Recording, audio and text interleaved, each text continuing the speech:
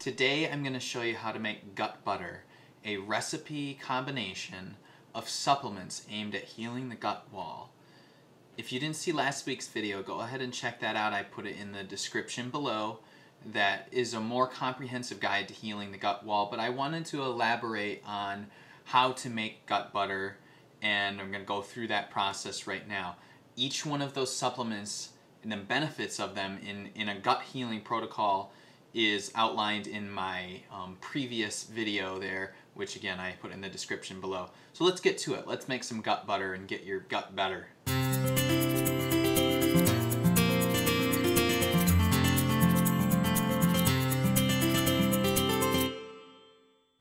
So first we're going to go ahead and gather our supplies.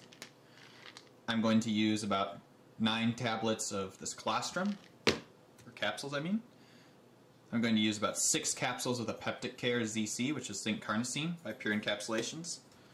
The exact amounts are on the recipe, so if you miss them or you're looking for the exact amounts, they're found on there because you might use a different brand. You don't have to use Pure Encapsulations. Here's L-glutamine powder. I'm adding in a couple capsules of Saccharomyces boulardii, which is a beneficial yeast strain, so it can kind of help to control pathogenic yeast like Candida. I have raw honey, which locally is a great thing, can help with allergies. Now if you have a yeast problem to begin with, might not be the best idea, so that's an optional. And then I have organic ghee here. I'll use about half a can of this.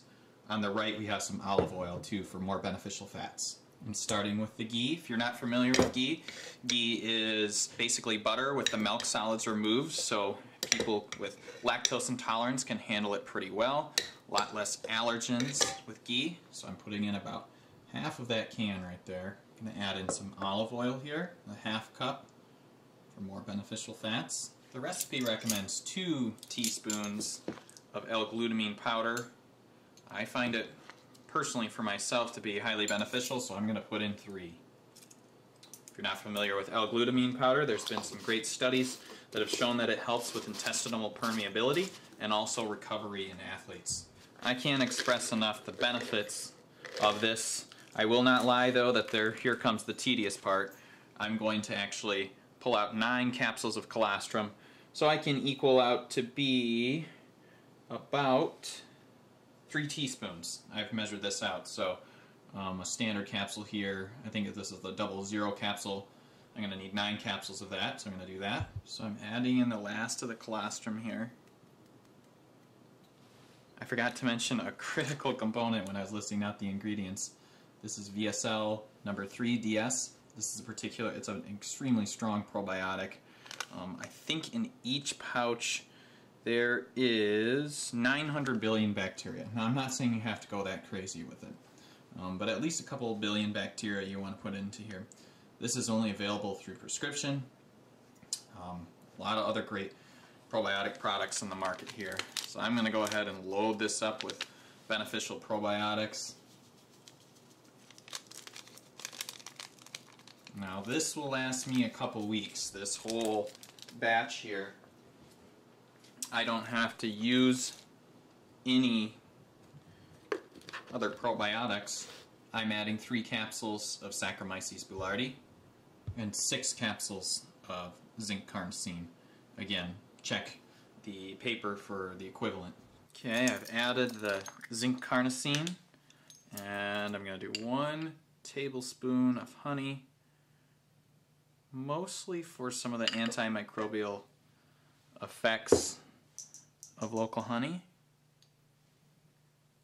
And you know, again, I think that as long as you don't have a yeast problem, honey is a good way to go, something to add into here. And then with this recipe, you get, I know there's a little bit of an investment of time, but you get more healing power in this recipe than, you know, the time that it takes to every day individually pull out each of these supplements. So plus you're digesting the healthy fats with the microorganisms and some of the reparative supplements that are in there. So if you want to learn more about those, again, go look in the description below and I can explain in further detail why you would benefit from those. Okay, I've put this in the mixer to save time. You could stir it yourself, but if you have a mixer available to you, it'll accelerate the process. It's going to be kind of pasty and thick. Now you can take this and you can melt this onto vegetables. You know, not high heat though, maybe just warm vegetables, or bread. You know, gluten-free bread if you're trying to heal your gut, of course.